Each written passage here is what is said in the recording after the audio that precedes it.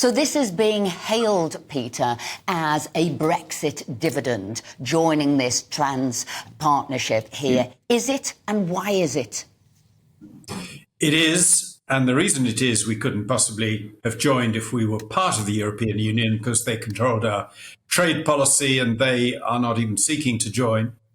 Why it's so important is that it's a huge area. It's growing in wealth and GDP far more rapidly than the EU. The European Union, sadly, is the slowest growing continent in the world, apart from Antarctica.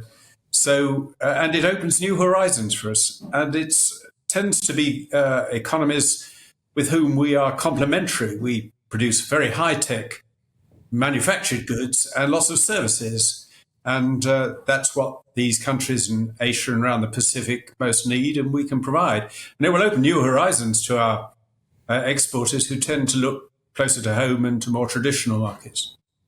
Peter, I just wondered, is there a danger that this deal's being somewhat oversold? I mean, we've got a trade deal with 9 of the 11 countries in this bloc already, and when I was looking at the projected GDP impact, I saw that it was going to boost Britain's GDP by 0.08% a year, which sounded slightly underwhelming to me. So are we in danger of over-celebrating something that might have a more minimal impact than is being billed?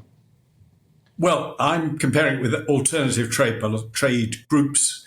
It's undoubtedly, I think, the best one to join. I think we tend in this country to exaggerate the importance of all trade deals. The single market, I was the Secretary of State for Trade and Industry when we joined it, and said it would do wonders for our export trade. In fact, our export trade with Europe stagnated for the following 25 years, growing at 0.5% a year or something. So trade deals are useful, but what really drives trade is producing goods and services people want to buy and getting out and selling them. And hopefully this deal will create opportunities to do that. How much it will be worth, you can't really estimate. These estimates the government puts forward are pretty meaningless. It'll be worth a lot if our exporters and businesses get out and take advantage of it, and not if they don't. I just thought that maybe the biggest impact of this is that, by all accounts, by signing up to this partnership, we won't be allowed to do things like rejoin the customs union of the EU, even if we wanted to. So might that sort of geopolitical impact actually be the biggest the biggest part of this deal? That the fact that it makes going back into the EU now virtually impossible. Yes, I suppose it does. It's not even a prospect I waste much time thinking about. I suppose, presumably, if anyone really wanted to, they could leave the CPTPP and abandon those advantages and go back into a trade partnership which didn't, for some reason, work for us very terribly well, the European Union. But it has geopolitical ramifications, you're right. It reinforces our defence arrangements in the Pacific. But also it changes the nature of the way trade is organised. It gives added clout to a group which says, let's organise trade by removing barriers rather than centralising control of making everybody follow the same internal rules and regulations, which is the approach the European Union adopts. So the European Union sort of style of trade arrangements will have less clout in the world. And the CPTPP system with us as members will have more influence, and which is very much in line with the way we want to see trade organised.